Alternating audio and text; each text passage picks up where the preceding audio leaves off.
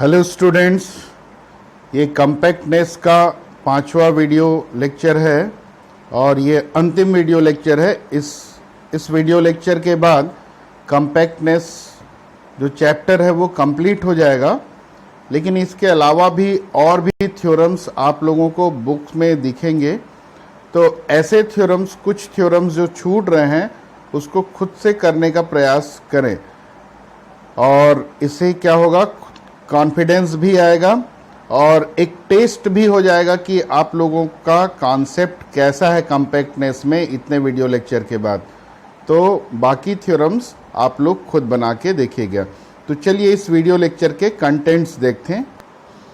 Theorem देखते हैं। Theorem का स्टेटमेंट है, a metric space X is compact. A metric space X is compact if and only if it is sequentially compact. क्या statement? X is compact if and only if it is sequentially compact.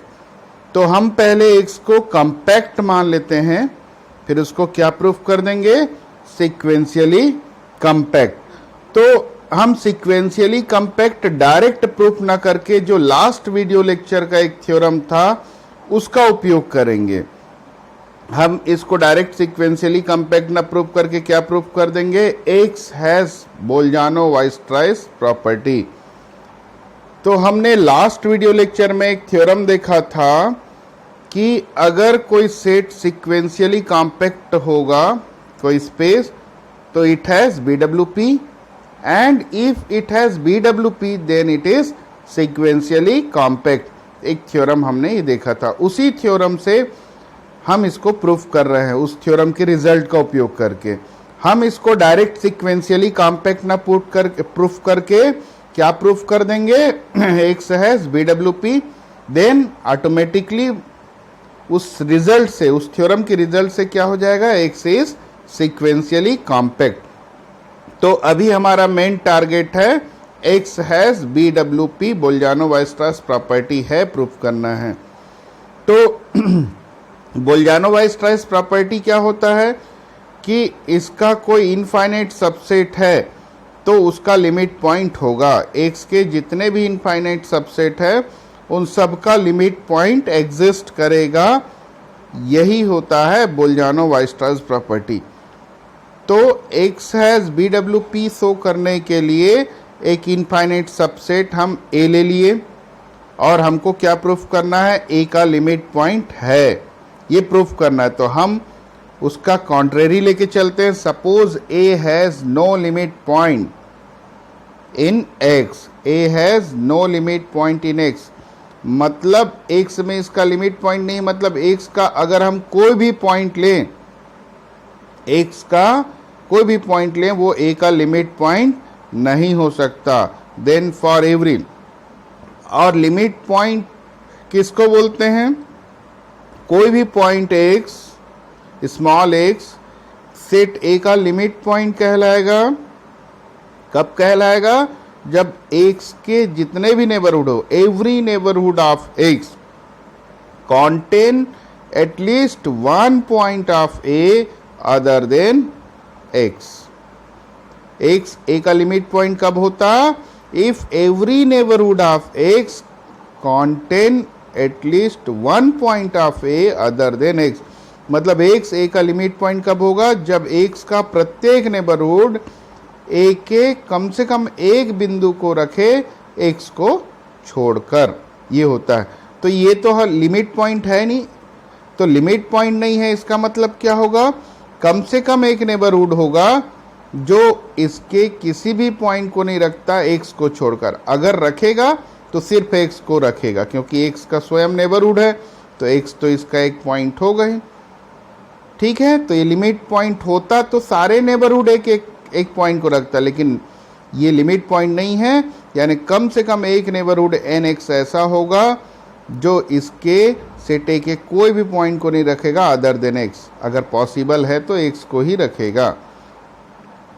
अब एक collection ले लेते हैं इसी type के।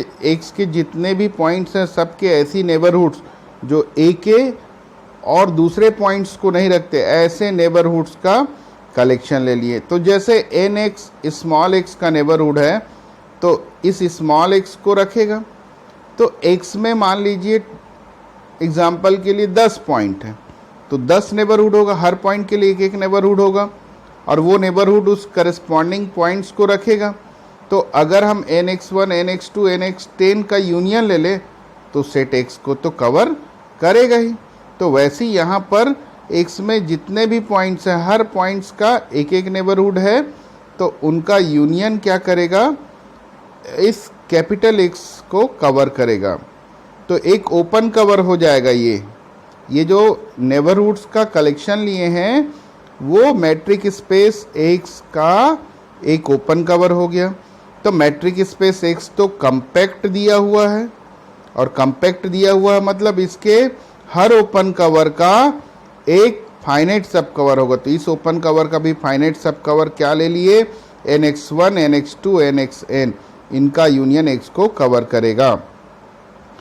अब a क्या है, x का सबसेट है और x को कौन कवर कर रहा है, nx1 nx2 nxn। तो अब क्या हो गया, nx1 nx2 nx का इनका यूनियन a को भी कवर करेगा। तो a को कवर कर रहा है और nx1 a का कौन सा पॉइंट रख रहा है, x1, लेकिन वो भी कब, जब x1 a में होगा तो पॉसिबली।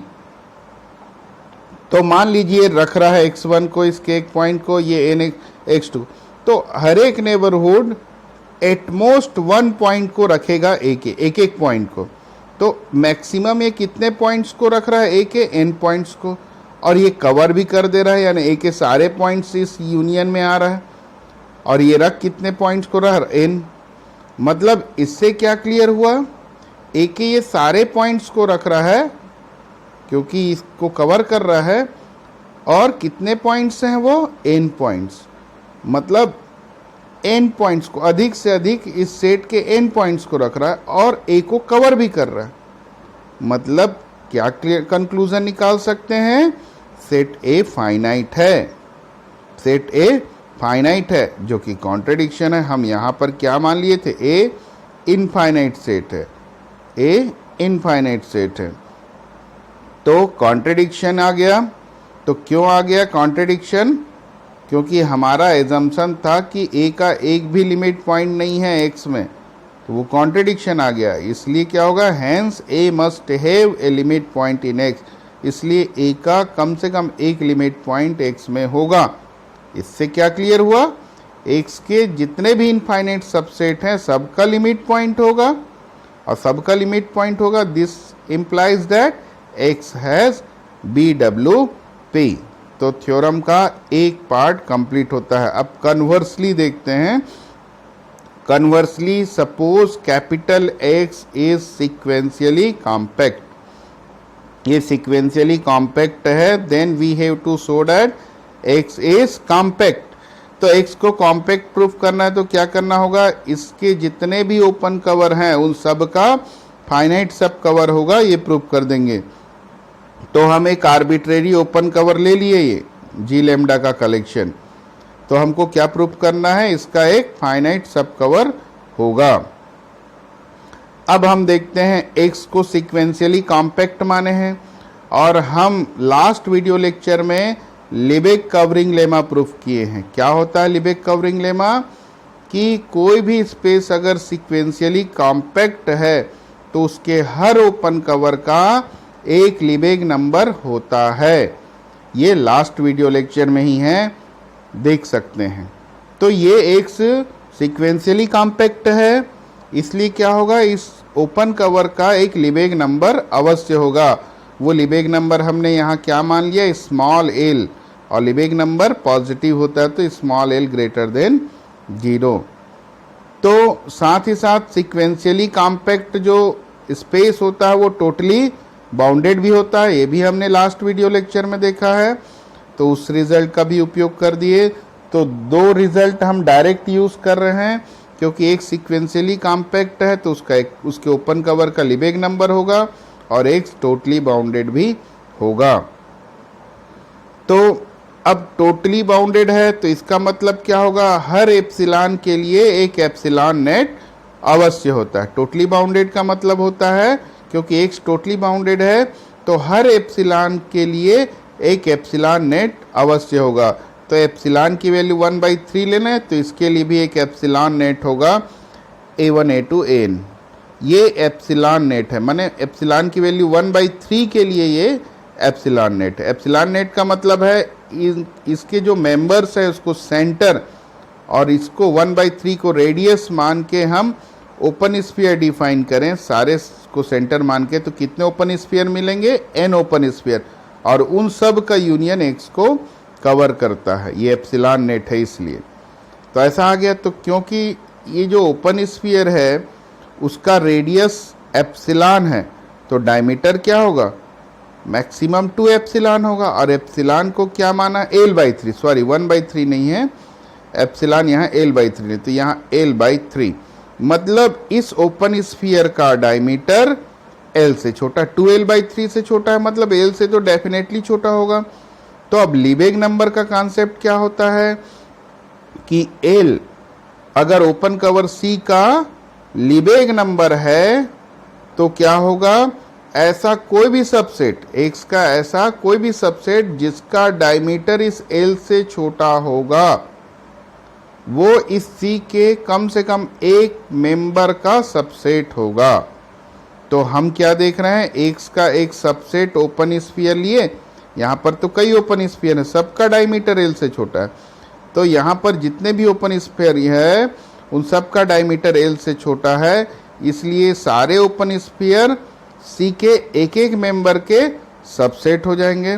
तो ये एक member, arbitrary member SAI epsilon क्या हो गया, G लैम्डा I का सबसेट हो गया। ये किसके डेफिनेशन से आया, लीबेग नंबर के डेफिनेशन से आया।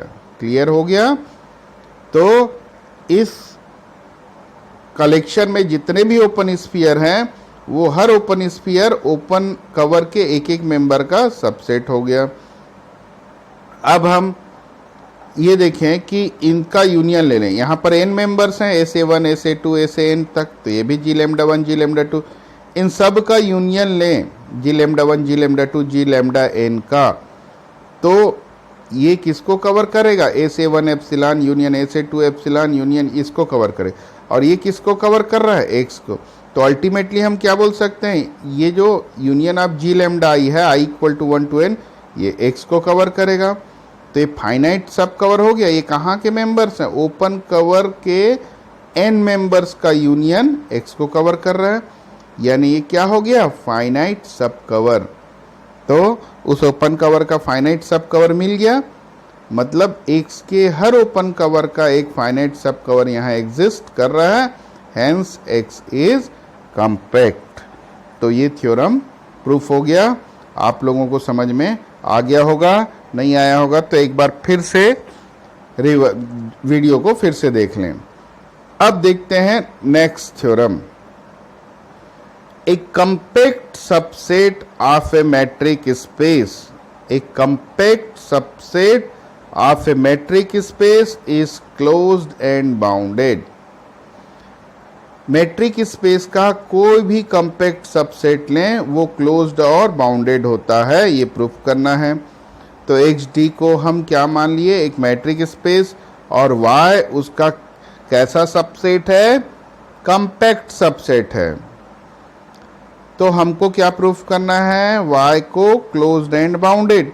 तो क्लोज्ड देखिए, अगर Y फाइनाइट हुआ तब क्या हो गया, वो ऑब्वियसली क्लोज्ड और बाउंडेड तो होगा, फाइनाइट सेट है इसलिए क्लोज्ड और बाउंडेड होगा। तो अब हम दूसरा केस क्या मान लेते हैं, y इनफाइनाइट है, y इनफाइनाइट है और y कंपैक्ट है। तो हमने अभी थ्योरम प्रूफ किया कि कंपैक्ट है तो वो सीक्वेंशियली कंपैक्ट होगा। तो y कंपैक्ट है इसलिए सीक्वेंशियली कंपैक्ट हो गया। तो अब देखते हैं y को बाउंडेड। पहले हम देखते हैं y बाउंडेड। तो y इज नॉट बाउंडेड, ये प्रूफ करने के लिए हम क्या मान लिए, y इज नॉट बाउंडेड। तो y बाउंडेड नहीं है मतलब क्या होगा कि हम इसके कोई एक एलिमेंट लें तो क्या होगा, उसके करस्पॉन्डिंग देखते हैं, यहाँ समझ में आएगा। ये बाउंडेड नहीं है, इसका मतलब अगर y1 ले रहे हैं, y1 अगर y का मेंबर है, y1 अगर y का मेंबर है तो y में ही एक मेंबर और होगा y2, y में ही एक दूसरा मेंबर y2 होगा जिसका इस y1 से डिस्टेंस ग्रेटर देन 1 होगा। बाउंडेड होता तो ये लेस देन होता, अब बाउंडेड नहीं है, मान रहे हैं कॉन्ट्रेरी लेके चल रहे हैं, तो बाउंडेड नहीं है ना। y1 अगर y का कोई फिक्स पॉइंट है तो y में ही एक पॉइंट y2 होगा जिसका y1 से डिस्टेंस निकालें, यानी dy1 y2 ग्रेटर देन 1 होगा। अगेन y3 होगा y में जिसका y1 से डिस्टेंस लेंगे तो greater than 1 plus dy1 y2 होगा। ये क्यों हो रहा है, क्योंकि ये बाउंडेड नहीं है, एंड सो ऑन, ऐसे ही होते जाएगा। तो इन जनरल हम क्या लिख सकते हैं, dy1 yn is greater than 1 plus dy1 yn minus 1। जैसे dy1 y3 में यहाँ पर y1 y2 लिए हैं, dy1 y4 में यहाँ पर क्या हो जाएगा 1 प्लस dy1 y3। तो ये एक जनरल फॉर्म में लिखा गया है। तो अब हम देखें कि m अगर n से बड़ा है, m अगर n से बड़ा है तो dy1 y, जैसे यहाँ पर 2 से बड़ा 3 है तो ये कंडीशन होल्ड कर, वैसे m बड़ा है n से तो बड़े वाला नंबर इधर आ गया y1 ym greater than 1 plus dy1 y2, इससे छोटा नंबर यहाँ आता है तो वैसे यहाँ पर छोटा नंबर n है तो dy1 yn आ गया। ये एक रिजल्ट आ गया, ये जो हम सीक्वेंस एक प्रकार से मिला y1 y2 का, उससे ये रिजल्ट आ गया। अब dy1 ym क्या हो जाएगा, dy1 ym ट्राइंगल इनइक्वलिटी से less than or equal dy1 yn plus dy1 ym, ऐसा हो जाएगा। तो अब dy1 ym को इसी साइड रखते हैं और इस पोर्शन को लेफ्ट साइड ले आए, यानी स्मॉलर साइड ले आए, माइनस हो गया। और इन दोनों का डिफरेंस इस इक्वेशन से इसको इधर ले आए तो dy1 ym minus dy1 yn greater than 1, तो उसी इक्वेशन 1 का यूज़ हमने यहाँ किया तो ये ग्रेटर देन 1 आ गया।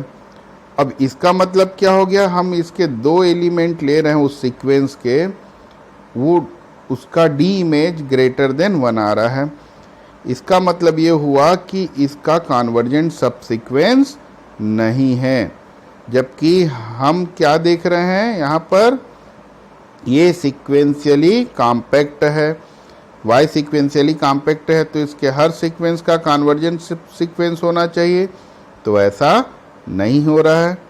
तो इसका मतलब क्या होता है कि हमारा एजम्पशन गलत है, हमने माना था कि y बाउंडेड नहीं है और इसीलिए कॉन्ट्रडिक्शन आ रहा है। हम किस कंक्लूजन पे पहुंचते हैं फिर, कि y मस्ट बी बाउंडेड। अब हम सेकेंड y को क्लोज प्रूफ करते हैं। y को क्लोज प्रूफ करना है तो क्या करना होगा, इसके लिए हमको ये बताना होगा y अपने सारे लिमिट पॉइंट को कॉन्टेन करता है। तो सबसे पहले हम स्मॉल y उसका एक लिमिट पॉइंट मान लिए, y उसका लिमिट पॉइंट है तो इस लिमिट पॉइंट पर कन्वर्ज होने वाला इसमें एक सीक्वेंस होगा, तो वो सीक्वेंस हम क्या मान लिए, yn। y लिमिट पॉइंट है इसका, मतलब एक सीक्वेंस y में होगा जो इस y पे कन्वर्ज करता होगा। तो yn एक सीक्वेंस हो गया जो y में कन्वर्ज करता है, बट y क्या है, कॉम्पैक्ट है, इसलिए वो सीक्वेंशियली कॉम्पैक्ट होगा।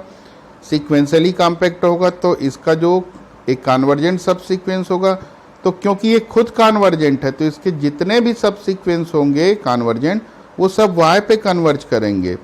तो इसका मतलब yn has a subsequence which converges to a point of y, जो y पर ही जो इसी पर कन्वर्ज करेगा। और ये किसका पॉइंट होता है, y का पॉइंट।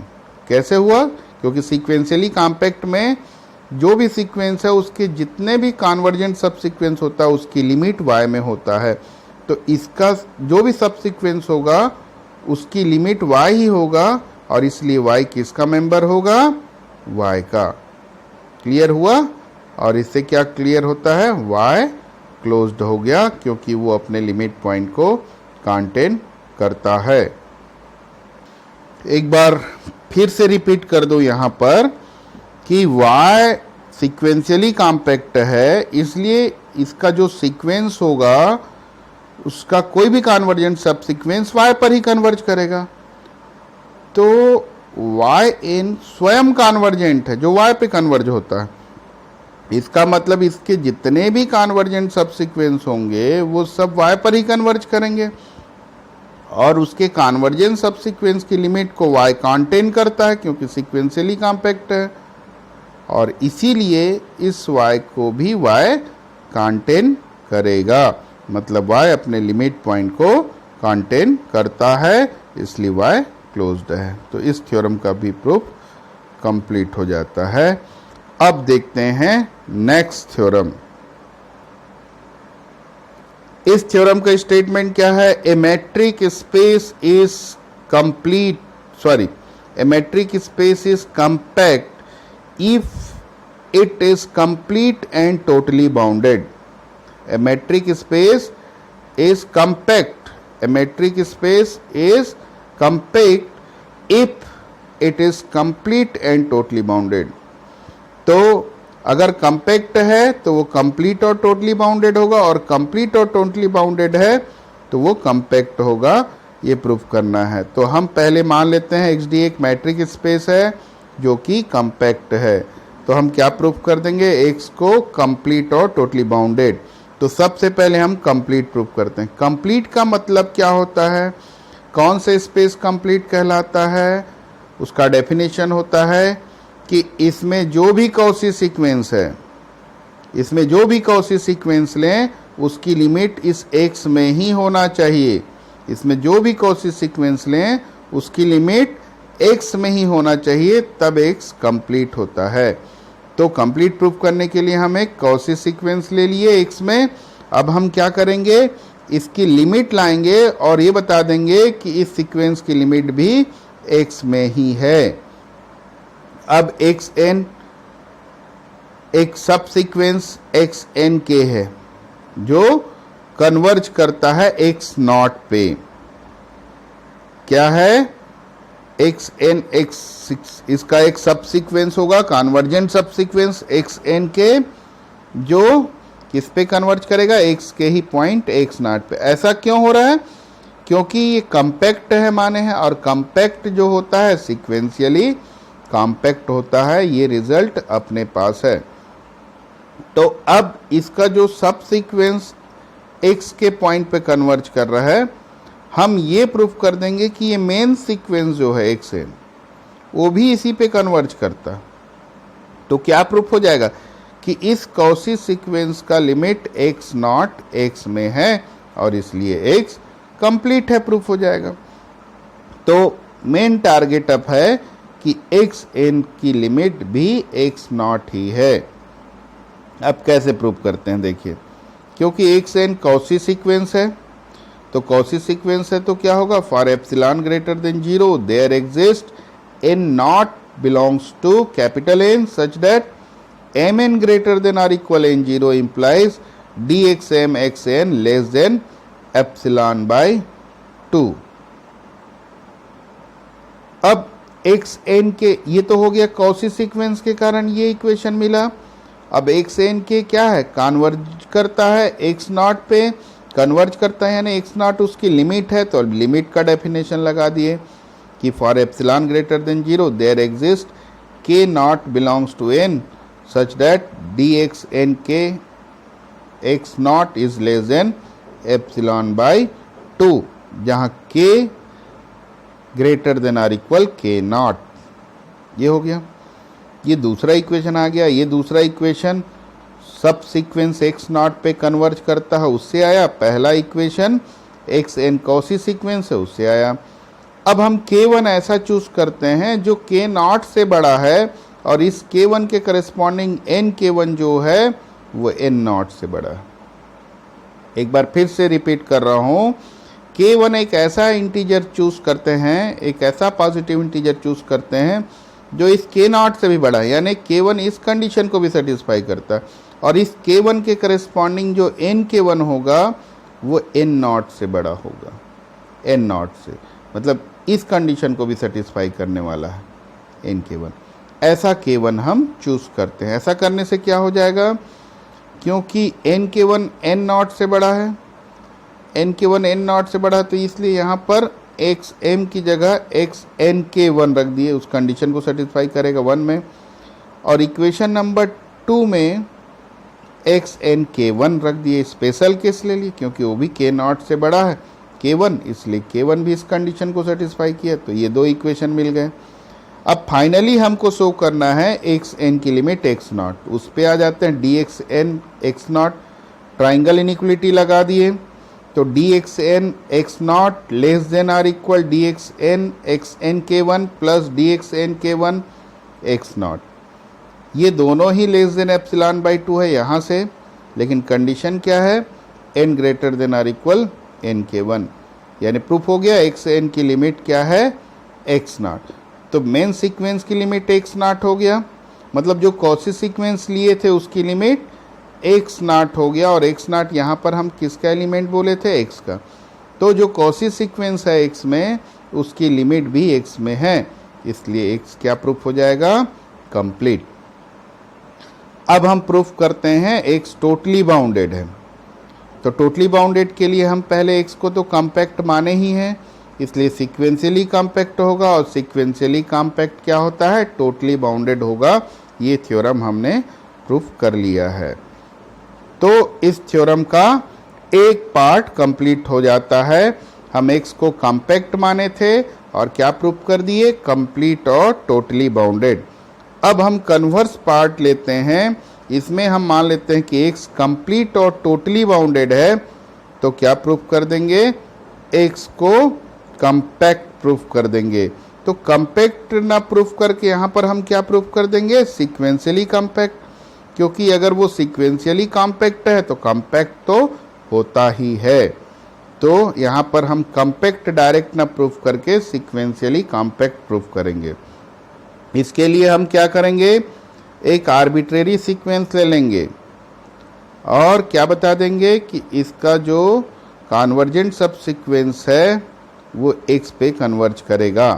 तो XN एक सीक्वेंस ले लिए। अब X टोटली बाउंडेड दिया है, टोटली बाउंडेड का मतलब हर एप्सिलॉन के लिए एप्सिलॉन नेट होगा, तो एप्सिलॉन इक्वल टू 1 के लिए भी क्या होगा, एप्सिलॉन नेट। एप्सिलॉन नेट का मतलब ये हुआ कि एक ऐसा फाइनाइट सेट होता है जिसके एलिमेंट्स को सेंटर और इस 1 को रेडियस मान के ओपन स्फीयर डिफाइन करें सारे पॉइंट्स पर और उसका यूनियन करें तो वो X को कवर करता है। इसका डेफिनेशन हम पहले ही देख चुके हैं। तो उसी चीज को X क्या हो जाएगा, union of finite collection of open sphere of radius 1, radius 1 के ओपन स्फीयर के यूनियन के इक्वल हो जाएगा। अब हम क्या करते हैं, इनमें जितने ओपन स्फीयर बन रहे हैं उसमें से एक स्फीयर क्या ले लिया हमने, SA1 और ये इसके सेंटर तो किसके मेंबर्स हैं, एप्सिलॉन नेट के, और एप्सिलॉन नेट किसका सबसेट होता है, X का, इसलिए A1 भी X का मेंबर हो गया। तो इस ओपन स्फीयर से हम क्या करते हैं, एक सब सीक्वेंस लेते हैं। वन ऑफ दिस स्फीयर से SA11 मस्ट कंटेन ए सब सीक्वेंस। हम इसका एक सब माने इसके एलिमेंट्स का एक सीक्वेंस ले लिए। क्लियर हो गया। ये एप्सिलॉन इक्वल टू 1 लेके हम एक ऐसा सब सीक्वेंस लिए। अब दूसरा क्या देखते हैं, मतलब सब सीक्वेंस लिए नहीं, इस ओपन स्फीयर के अंदर मेन सीक्वेंस के जो जो पॉइंट्स हैं उनका है।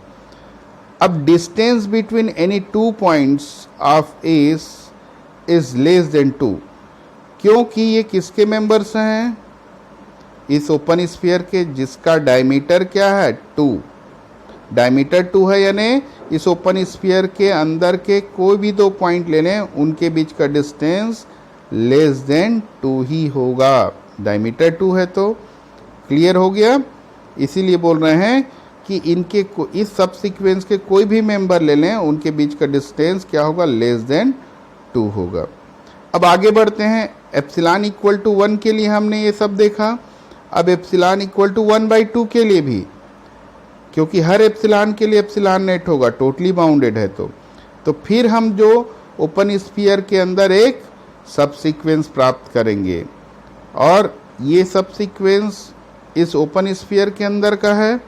तो इसका डायमीटर क्या है, 1 है, और इसलिए इसके कोई भी 2 पॉइंट के बीच का डिस्टेंस लेस देन 1 होगा। तो उसे लिखें clearly the distance between any 2 points of S2 यानी दूसरा सब sequence is less then 1, diameter 1 है इसलिए। तो ऐसी हम आगे बढ़ते जाएंगे तो क्या होगा, एप्सिलॉन की वैल्यू जैसे 1/2, 1, 1/2, 1/3 वैसे 1/k होगा। उसके अंदर जो सब सीक्वेंस बना वो ये बना, और इसके 2 पॉइंट्स के बीच का डिस्टेंस लेस देन 2/k, क्योंकि इसका डायमीटर क्या है, 2/k। ये हो गया। अब हम क्लेम करते हैं, अब ये जितने सब सीक्वेंस बने उसके इस सब सीक्वेंस का पहला मेंबर लेते हैं, दूसरे सब सीक्वेंस का दूसरा मेंबर लेते हैं, तीसरे सब सीक्वेंस का तीसरा मेंबर, केथ सब सीक्वेंस का केथ मेंबर। अब हर सब सीक्वेंस से एक एक मेंबर निकाले, पहले सब सीक्वेंस का पहला मेंबर, दूसरे सब सीक्वेंस का दूसरा मेंबर, nth सब सीक्वेंस का nth में, और ये फिर से सब सीक्वेंस बन गया, ये फिर से सब सीक्वेंस बन गया मेन सीक्वेंस का। अब हम ये क्लेम कर रहे हैं कि ये अब जो सब सीक्वेंस बना है, क्लियर हुआ। एक बार फिर से रिपीट करता हूं, जो मेन सीक्वेंस था उस मेन सीक्वेंस का क्या किए हम, सब सीक्वेंस बनाए। उस सब सीक्वेंस बनाने का जो मेन बेस था वो क्या था, एप्सिलॉन नेट था। उसके हर एप्सिलॉन नेट माने जैसे एप्सिलॉन की वैल्यू 1 लिए तो उसमें जो ओपन स्फीयर्स बने, उसका एक ओपन स्फीयर के अंदर जो सीक्वेंस के मेंबर आते थे उससे एक सब सीक्वेंस मिला। अब एप्सिलॉन की वैल्यू 1/2 लिए, उसमें जो ओपन स्फीयर्स हुआ उसके एक ओपन स्फीयर के पॉइंट्स का हमने सीक्वेंस लिया।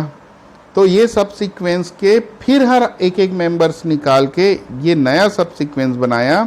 अब हम ये क्लेम कर रहे हैं कि ये सब सीक्वेंस कॉची सीक्वेंस होगा। तो हम ये देखते हैं कि XNN, ये जो XNN है कहाँ से लिया गया है, ये XNN कहाँ से लिया गया है, ये लास्ट वाला ओपन स्फीयर से। जैसे हम ये सब सीक्वेंस के मेंबर्स कहाँ लिए हैं, इस ओपन स्फीयर से लिए हैं। दूसरे का कहाँ से लिए हैं, ये जो दूसरा मेंबर लिए हैं जो D सब सीक्वेंस बनाए वो इसके मेंबर्स हैं।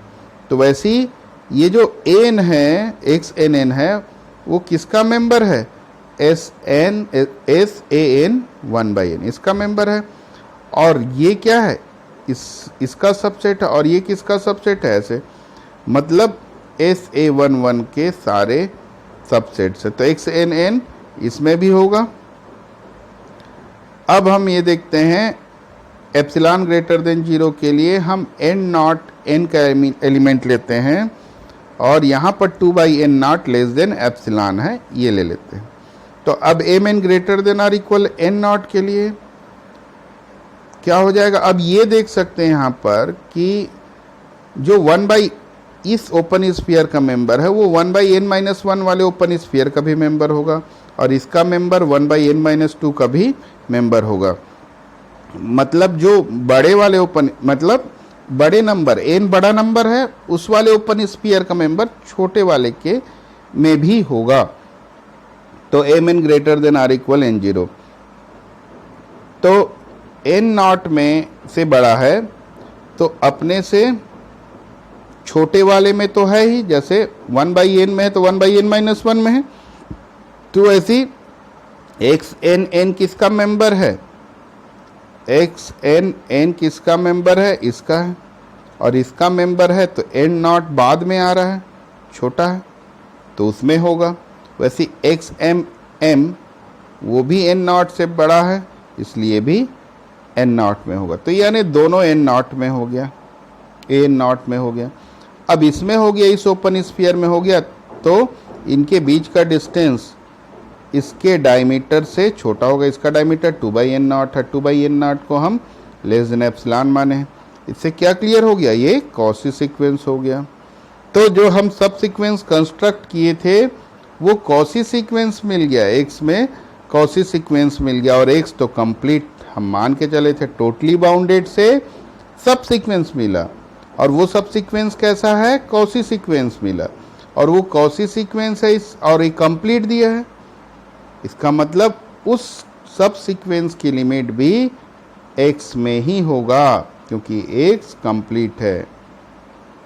तो इसका मतलब क्या हुआ कि एक्स में हम सीक्वेंस लिए थे, उसका एक सब सीक्वेंस हुआ जो किस पे कन्वर्ज कर रहा है, एक्स पे। इससे क्या क्लियर हुआ, एक्स सीक्वेंशियली कंपैक्ट हो गया। और सीक्वेंशियली कंपैक्ट जो होता है वो कंपैक्ट भी होता है। तो इस थ्योरम का प्रूफ कंप्लीट हो गया। और अब ये लास्ट थ्योरम है, इसी के साथ ये चैप्टर कंप्लीट हो जाएगा। तो ये थ्योरम क्या है, if a be continuous mapping of a compact topological space X into topological space Y. ये कंपैक्ट है। एफ क्या है, एक्स से वाई में एक कंटिन्यूअस फंक्शन है। एफ एक्स से वाई में एक कंटिन्यूअस फंक्शन है और एक्स कंपैक्ट दिया है, तो उसका जो इमेज होगा एफ ऑफ एक्स वो भी कंपैक्ट होगा। प्रूफ करना है, बहुत इजी है ये थ्योरम का प्रूफ। हमको एफ ऑफ एक्स को कंपैक्ट प्रूफ करना है, तो इसका ओपन कवर ले लेते हैं और हम ये बता देंगे कि इस ओपन कवर का एक फाइनाइट सब कवर होगा। तो ये ओपन कवर है और ओपन कवर है एफ ऑफ एक्स का, यानी जी लैम्डा 1 जी लैम्डा 2 ये सारे एफ ऑफ एक्स के ओपन सेट हैं। तो ओपन सेट है तो इसका इन्वर्स इमेज भी ओपन होगा। क्यों, क्योंकि एफ क्या है, कंटिन्यूअस है। हमने ये कंटिन्यूटी वाले चैप्टर में पढ़ा है कि जो y में ओपन होता है या एफ ऑफ एक्स में ओपन होता है उसका इन्वर्स इमेज x में ओपन होता है। कब, जब f कंटिन्यूअस हो। तो ये कंटिन्यूअस है इसलिए ओपन हो गया। तो इनका कलेक्शन लें, सारे जो ओपन सेट्स यहाँ पर हैं उनका इन्वर्स इमेज का कलेक्शन लें, तो ये किसका ओपन कवर होगा, x का। अब x तो कॉम्पैक्ट है इसलिए इसका फाइनाइट सब कवर होगा। इस मतलब इसके फाइनाइट नंबर ऑफ मेंबर्स ही एक्स को कवर कर लेगा। अब इसमें से F inverse G lambda 1 union F inverse G lambda 2 union up to union F inverse G lambda N, इसको हम एक साथ एफ इनवर्स फंक्शन थ्योरी की प्रॉपर्टी से ऐसा लिख सकते हैं। F inverse J lambda 1 union G lambda 2 union G, F inverse इधर आ गया तो एफ ऑफ एक्स। तो ये एफ ऑफ एक्स का ओपन कवर था, इसी के finite number of members F of x को कवर कर रहे हैं, यानी ये फाइनाइट सब कवर हो गया एफ ऑफ एक्स का। यानी एफ ऑफ एक्स के जो ओपन कवर है उसका फाइनाइट सब कवर एग्जिस्ट कर रहा है, hence F of x is compact. तो इस वीडियो लेक्चर के साथ ही कंपैक्टनेस कंप्लीट होता है। जो बचे हुए थ्योरम्स हैं पहले ही बोल चुका हूँ, खुद से प्रयास करें, कॉन्फिडेंस बिल्डअप होता है इससे। तो थैंक यू स्टूडेंट्स।